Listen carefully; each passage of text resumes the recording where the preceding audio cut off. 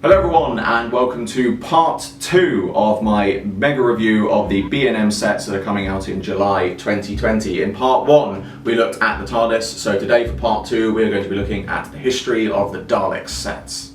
So here are our History of the Daleks sets. So we've got the Daleks from the original series show The Daleks, and then we've got the Daleks from the Dalek invasion of Earth.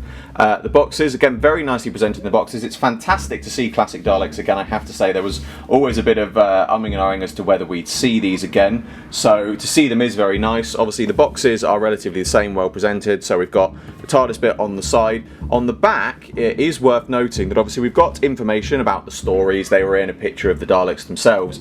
But the interesting thing is it also gives us a bit of information about the Dalek props, which I won't go into right here because I'll wait until I've opened up the sets to show you exactly why this information is on the back. It's certainly very, very interesting, the reason that they've put that on there, and I think it's absolutely brilliant of Character Options to add this information on there, because not only does it tell you a bit more about the actual props themselves, but it gives some information on the background of the figures. But first things first, let's look at the History of the Daleks set number 1.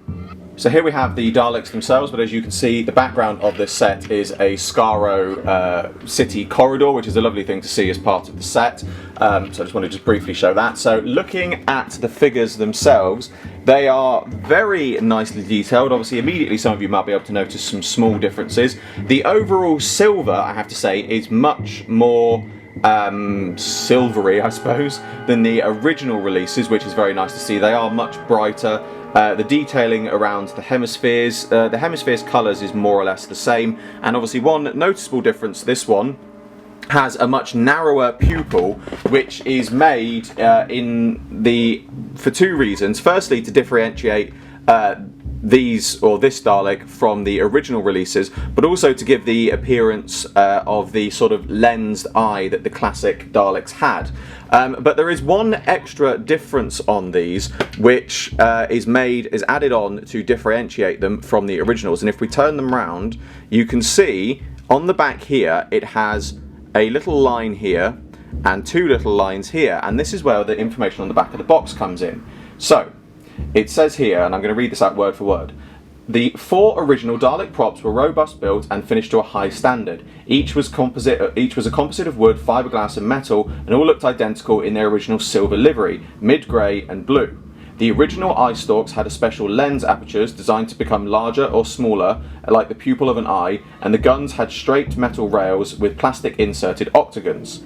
The Daleks were numbered on each of the rears set with a set of parallel lines 1, 2, 3 or 4, so the technicians in the gallery could identify each Dalek and give instructions to the operators. The original voice of the Daleks had no electronic processing, and the guns created a hissing effect when fired. It's a testament to the quality to which they were built that most of the original Daleks survive to this day. So the reason it's got these little lines on the back is actually an accuracy to the original props. So this is to differentiate between the Daleks on set. Now, when I originally saw this set, I was not aware of the back of these would feature those marks. And so when I originally saw this set as 2 Daleks, my first initial thought, I have to say, was what would have been nice to have seen would have been to have a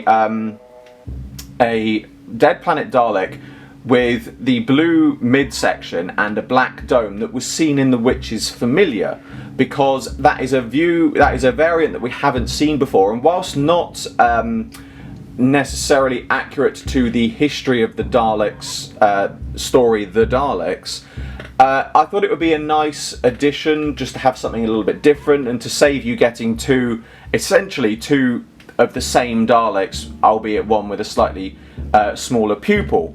However, having now learnt about the markings on the back, I actually have to say this is a better idea, because although I still think it would be nice to see a Dead Planet Dalek with the black dome with the blue midsection from The Witch's Familiar, the fact that this is a History of the Daleks set, this actually not only means that these are 2 Daleks that were known from that story, so it's an in-universe history of the Daleks, but from an production perspective, having these marks on actually does add to the history of the props. And so I honestly think Character Options have made the better decision here, which proves that the fans don't always have what we tend to think as fans are thinking, well, I'd like to see that.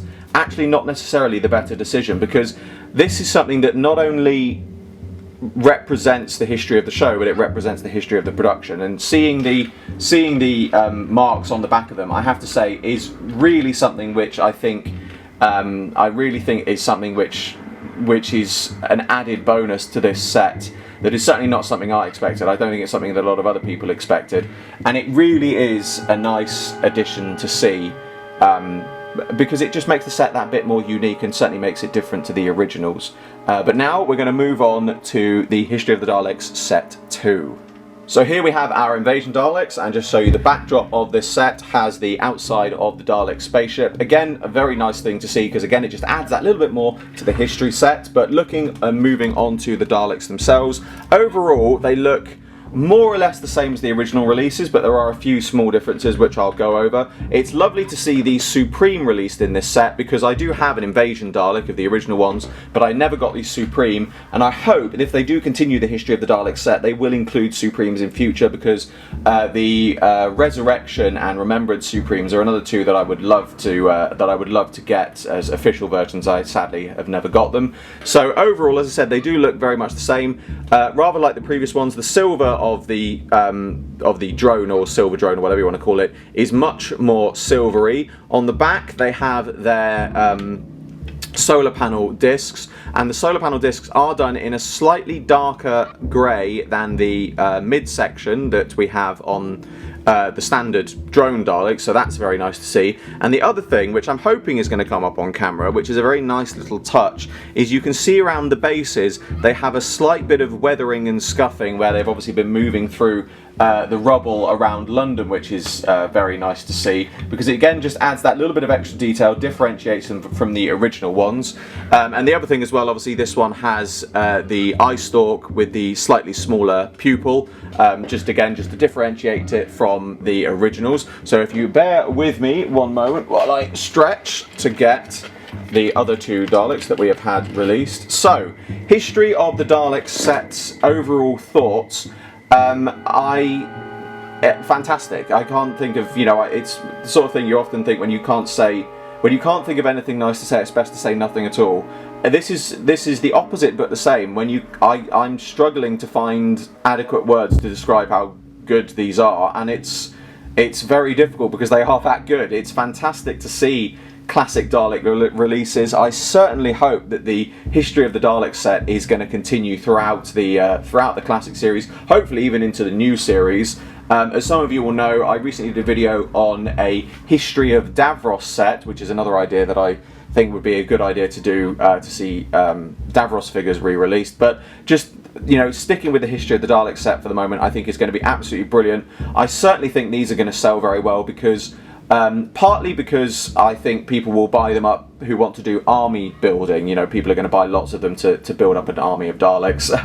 But the other thing is, it's just nice to see classic Daleks re-released, because so many people have wanted to see them for years. Quite a few people missed out on the originals, and the originals are getting harder and harder to find. So to have them being re-released is certainly something which I think is going to please a lot of fans.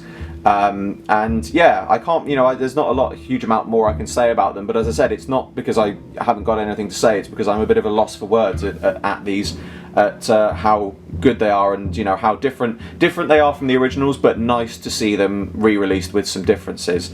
So that brings to a close the end of another What I Think review. Please go and check out, if you haven't already, parts 1, 3 and 4 of this mega review. I hope you'll enjoy this video. Like, favorite, subscribe, share, it really helps me out a lot. Check out the description below for a link to my Patreon. I'm doing my very first figure animation, and you can get involved. There's exclusive content and rewards for those who do so, and funding my Patreon in any way gets your name at the end of my videos.